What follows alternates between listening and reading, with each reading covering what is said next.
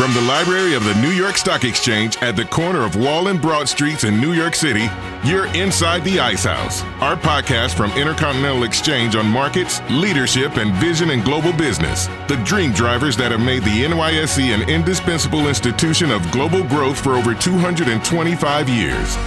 Each week, we feature stories of those who hatch plans, create jobs, and harness the engine of capitalism.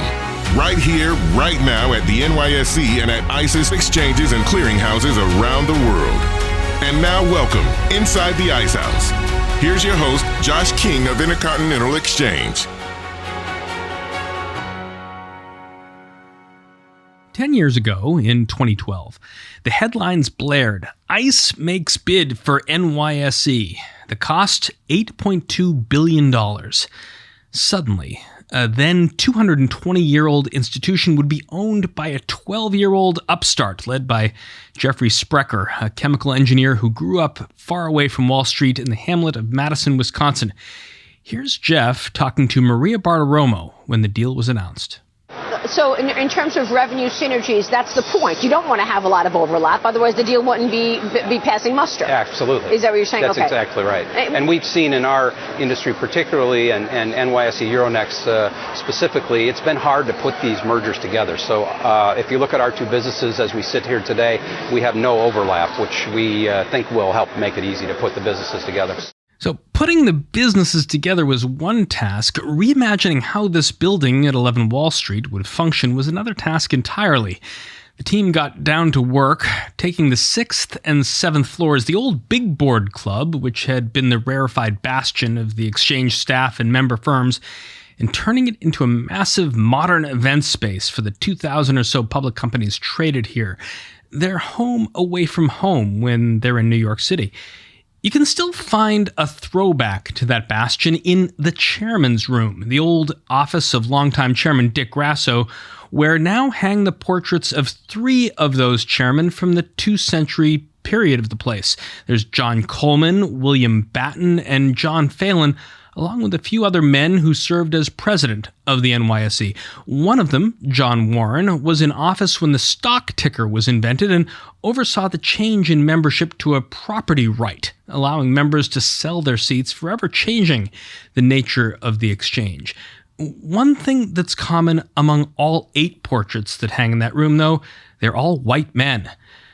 That all changes now with the announcement last December that Sharon Bowen would succeed Jeff Sprecher as chair of the exchange, the first African-American woman to hold that post, drawing a line from a half-century ago in 1970, when Joseph Searles, on February 12th of that year, signed the Constitution of the New York Stock Exchange, making him its first black member.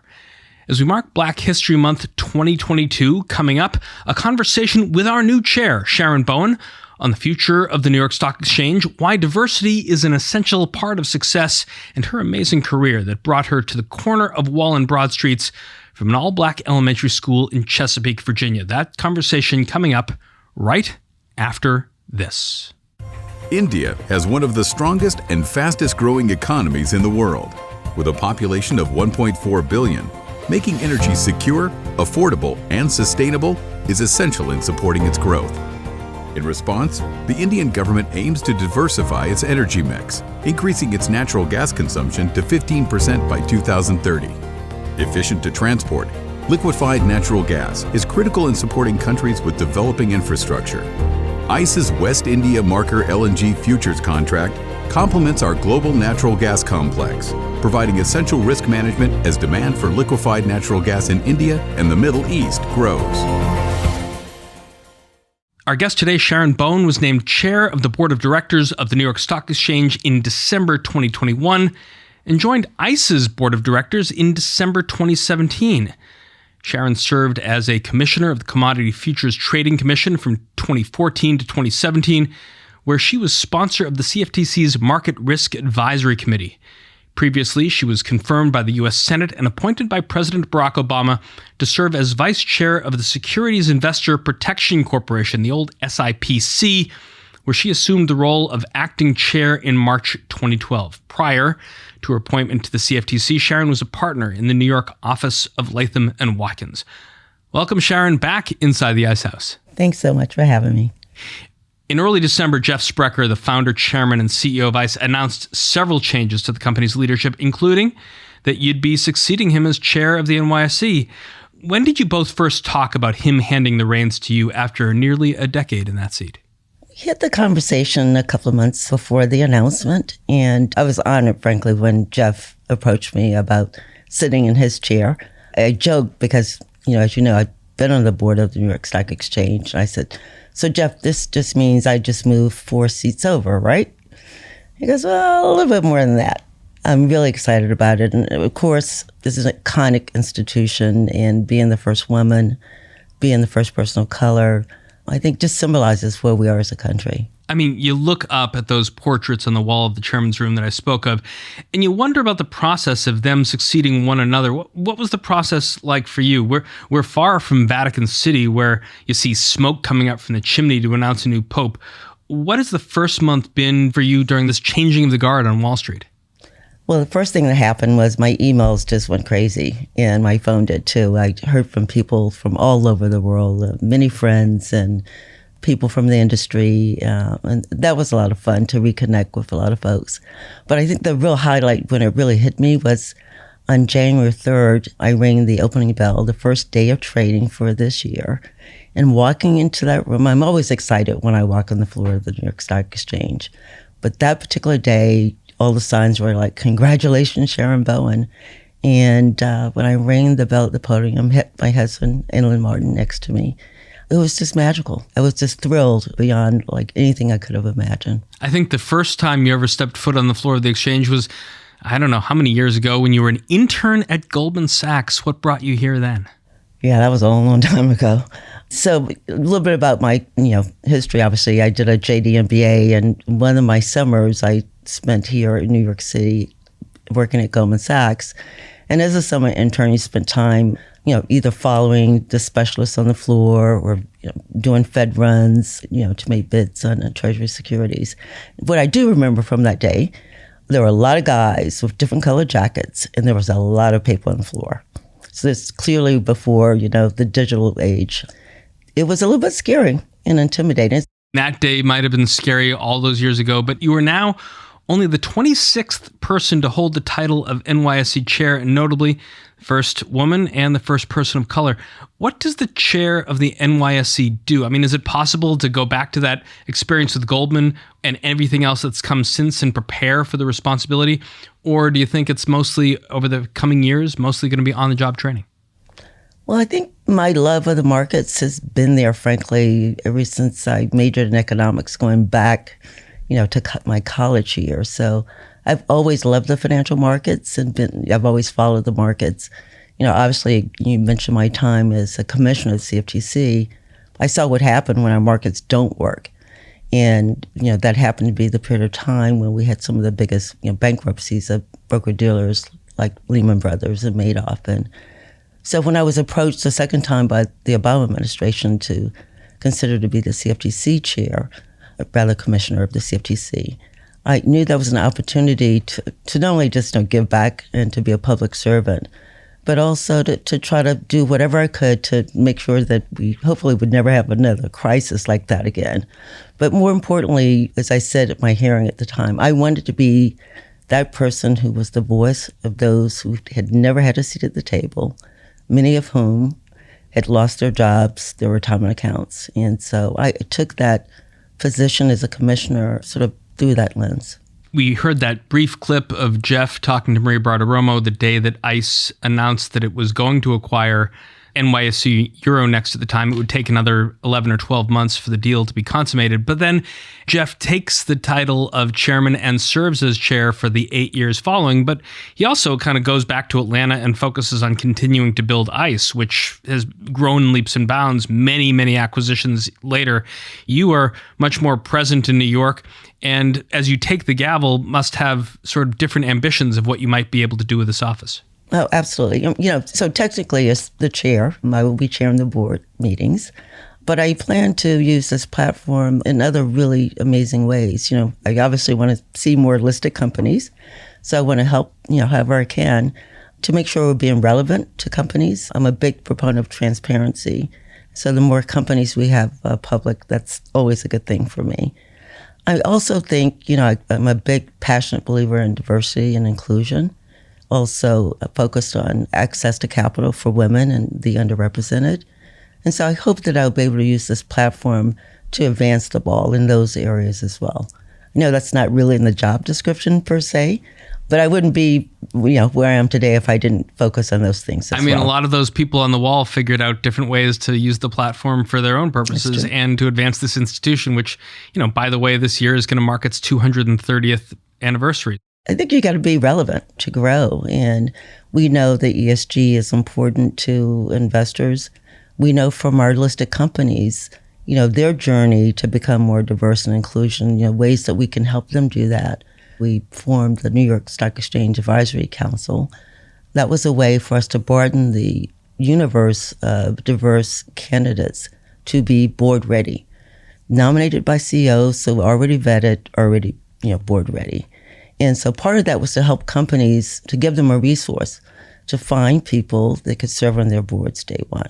And we're going to talk more about the Board Advisory Council in a couple minutes. But let's take a little journey back in time, Sharon. You are, as I mentioned earlier, from Chesapeake, Virginia. Your dad was an electrician at the nearby Norfolk Naval Shipyard. Here is a clip from a newsreel from the early 1960s when your dad was probably repairing the battleships and aircraft carriers and submarines of America's fleet. Let's listen.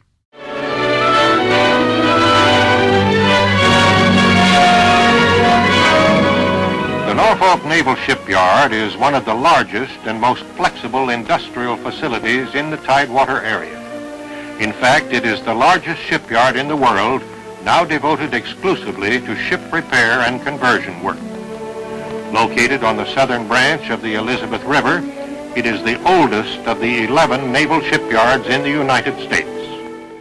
Norfolk's still running strong, Sharon, but what do you remember of growing up back then, and what values did your dad impart to you as he came home from work at the yard? Yeah, so it's really interesting. In addition to my father, my sister and brother both also had worked at the shipyard, and there were a couple of things. A lot of people came to Virginia, from different parts of the military. So the students who were in class with me, some of their fathers had served in the service at the time. But I always, at a really young age, I was able to actually go in a submarine, which is kind of unusual. I got to see a carrier be commissioned, which is a great experience as well. And so the whole part of our history of our country was sort of like part of, in my blood in that sense. I didn't think anything was unusual about it, but I also knew how important those big aircraft, carriers were to the safety of our country. Your dad put in these long days, didn't have a college education, I think you told me, but certainly when you saw him come through the door, a lot of the values that he brought to his work and gave to his kids were very much in evidence, weren't they? Absolutely. Growing up, the two things that were instilled in us, hard work was one, but also the importance of an education. Both my mother and father were big proponents of, make sure you get a great education. We came from a community, it really was a village. Our neighbors were encouraging us to do well in school. And, I remember the days when I used to get a quarter for each A on my report card from my neighbors. And those were good days for me. So I wanted to get A's, and that motivated me to get A's as well. So I think, I came from a community that just believed in hard work.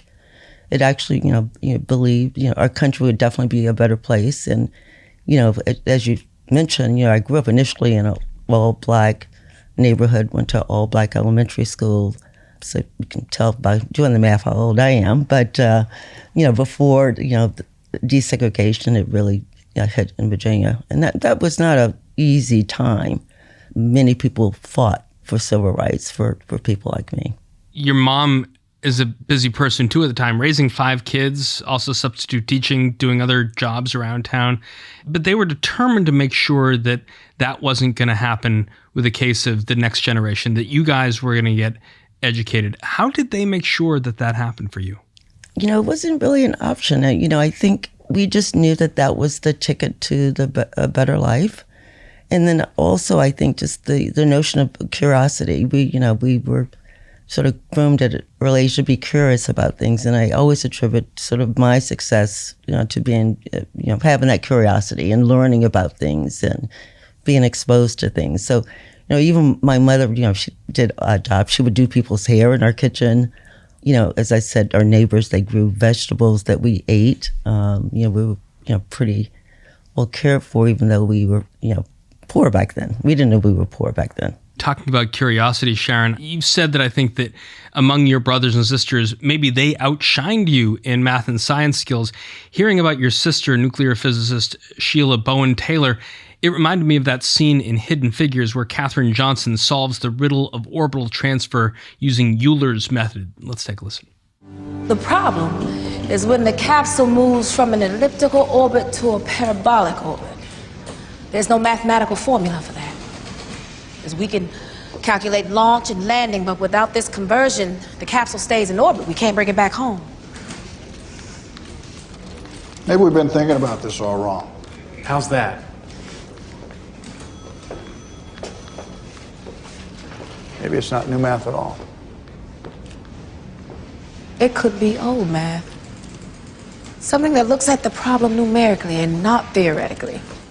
Tell me about your sister. I always said she had the brains of the family, being a physicist, and math and science came easy to her as well. And she was during that era, and in fact was recently recognized.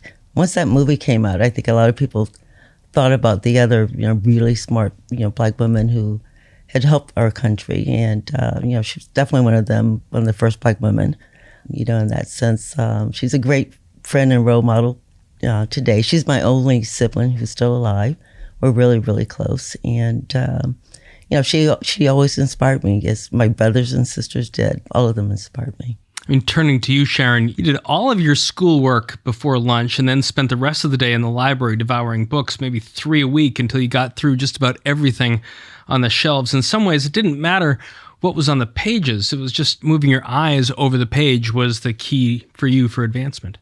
No, absolutely. I still have a passion for reading, and I tell that story. It was a creative way that the teachers came up with to keep me occupied. That I would just do my schoolwork before lunch, and then after lunch I would go in the library, and I wound up reading pretty much every book. I'm a big advocate reader, and I tell people, read anything, but read, and you learn through reading, and that sense of curiosity. I think it's one of the reasons that I succeeded in the different things that I tried throughout my career. You and another Black woman graduated number 1 and 2 in your high school class. And if you look at the rest of the rankings, those who graduated in the number 3, 4, and 5 positions were all white. They were planning to go on to the University of Virginia, which Thomas Jefferson founded 1819. And you could have easily gone perhaps to an HBCU, but you decided to go to Charlottesville, which had only admitted women since 1970. Why did you want to push those boundaries at that time? It was really interesting. So when I found out my peers who were graduating, 2, 3, and 4, 5 were going to UVA, I was like, well, what is this UVA? And I said, well, I should apply there too. Even though the guidance counselor was not encouraging me to do that. In fact, she was a little bit baffled as to why I wouldn't want to go to a historically Black college. And I was just curious. I'd never been to Charlottesville at all. Fortunately, I got a full academic scholarship, room and board to go there. And you're right, I was the 4th entering class of women in the college at that time. Clearly not that many women of color, not that many people of color even at UVA at that time, notwithstanding the fact it was a public university. But, I really thoroughly enjoyed my 4 years there, met my husband there, got really involved in student government and the resident staff program. And one of my highest honors was to live on the lawn my 4th year, to be the head resident on the lawn, which was really special. Another thing you did when you got there was you were involved in a march on the president's house to get a full African American affairs program. How much resistance was there to that?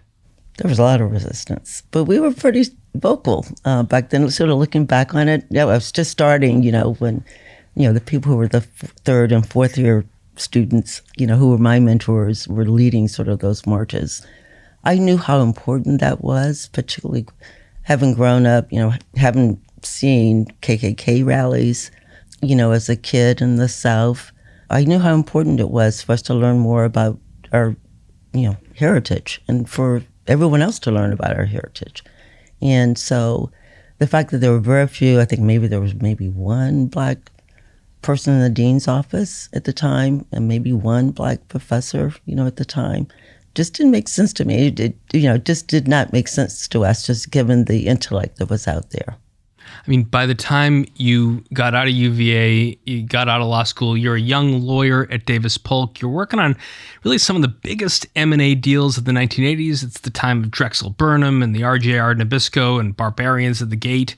And yet there you are flying to Chicago for meetings in first class in your business suit. And some people are still thinking you might be a flight attendant. How was your journey through the legal profession, tracking with changes you've seen, in the recruitment of young Black lawyers today? So when I started on Wall Street as a corporate lawyer, again, there were not that many Black partners at firms, and not that many Black associates at the majority of firms either. And so, what we decided to do was we self-mentored ourselves and created an organization that's still thriving today to encourage more students of color to go to majority firms. And so what I typically would do is we would try to solve for problems. Like if something didn't exist, we would create it. So I decided we wanted to have more Black associates at Latham. So we created what was called a diversity weekend to bring in recruits to learn about the firm. When we started our women's initiative, that was in response to the young women saying, I don't know how to develop business. Like, I'm supposed to go get business. No one taught me how to do that. To create avenues and tools to solve for a problem. And so that's what's happened with our country as well. So people have solved for gaps that have been there by either creating, trade associations, people, fraternities, sororities, community organizations, civil rights organizations, nonprofits, to solve for things. And so that's something I've always enjoyed doing, frankly. I mean, if you think back to those that mentored you, in turn, you, looking back at your own career from this perch that you're sitting in now, have to think that of all the people that you've mentored and recruited, you've actually seeded a large number of the partners that are at white shoe firms up and down Wall Street now. Yeah, it's true. I'm proud of my tribe, as I call them. And I enjoyed mentoring, and I still do today. I still mentor today as well. And I was a beneficiary of having great mentors. And so I always tell people the way people ask, like, how do you find a mentor? And I said, well, be a good mentee. Provide something to someone who could use a helping hand, whether it's that partner at the law firm who doesn't have the time to write that article that's important subject matter, or to volunteer for that hard thing to do. People will notice you. And before you know it, you'll have mentors. I mean, you've talked about law school tuition really being a barrier for entry into the profession even today. What progress do you see being made? I, along with a group of my colleagues at Northwestern Law School, we endowed a scholarship for African-American law students. And so the good news is we're in a position where we can actually do that today and encourage others to do that, to endow chairs to have African-American professors. It's something I just had a conversation with one of my law school classmates with a couple hours ago. Those are important things to do, to give back that way. And then when people see us giving back, then our peers will do the same. I wonder how you look back at your corporate law career today. I mean, when you see news of like fleets of new airplanes being financed for new airlines starting up, which we've talked about on this show when we had Stephen Udvar-Hazy on the program, or when we see news about Microsoft buying Activision Blizzard, you have to harken back to your own work for companies like Delta Airlines or Nintendo as they planted flags for either a global root structure or these ubiquitous gaming platforms. I mean, you saw this stuff at its infancy. Which was a lot of fun. Definitely a lot of fun. One of the things I don't miss are the long hours and the late nights.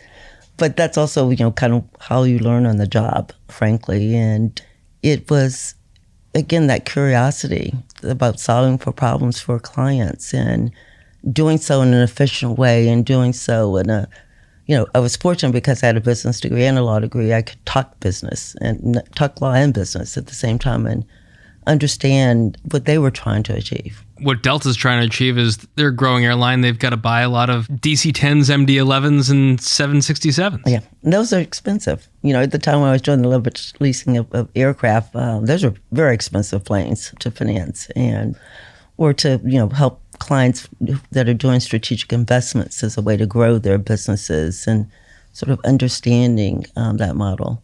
And again, I also know what happens when things go bad. I do remember when the M&A business dried up and we all became restructuring lawyers, at that time. I remember when the dot-com bubble burst and having to pivot. So that's the other thing you learn to do is you learn how to pivot. Again, I think you can be a great lawyer and under any subject matter. Litigators will tell you that. But as a corporate lawyer, I believe the same thing is true. I mean, about a decade after the dot-com bubble burst, you did pivot. 2010, you're confirmed by the United States Senate to serve on the Securities Investor Protection Corporation. Was that your first experience as a regulator? And how does that organization work with like FINRA, the SEC, and the self-regulating exchanges? That was my first time being involved in serving in that capacity. And when I got the phone call from the Obama administration about it, I initially said, well, let me think about it over the weekend. And then I got out a book to say, what's CFIC? And once I read about what CFIC was, and it's interesting, it is a nonprofit corporation. It's not a federal agency, which is how I was able to stay at my firm as a partner. My fellow partners thought it was a great idea and a great experience for me. And in fact, it really was. I mean, notwithstanding the fact that one of the hardest things I had to do was, and we did this intentionally, was to meet with people who had lost their jobs and their life savings. We wanted to make sure that they knew that we were listening. The importance of having that civic fund there to provide some cushion for lost funds and why that was really, really important. That experience was a really good one. I learned so much about the broker-dealer community that I hadn't really focused on before. I mean, I'm curious, what was the backdrop a little later of President Obama appointing you as the first African-American commissioner of the CFTC while you're back at Latham & Watkins? I mean, you were confirmed really by a party line vote, 46-40. What were the challenges that the commission was facing back then? So, Dodd-Frank had just been implemented and the agency was in the rule, making and the rule writing stages, which was another reason why I was, very excited to say yes, was to be part of trying to come up with a solution where investors would be protected, that we wouldn't have another, great recession and a financial crisis. And so because of my background, because of my securities background, because of my civic background and my knowledge of business, it just seemed like a perfect opportunity to serve in that way. And also, by the way, I did spend a summer at the Chicago Board of Trade, so I actually knew a little bit about commodities and derivatives at the same time. In your farewell address to the CFTC, you said that you'd be judged by the answer to the following question: are markets more stable and protected today upon my departure than they were when I arrived? And that was 5 years ago. So I'm wondering, how would you assess them today? Well, we haven't had another financial crisis, have we? No. So I think we did a good job.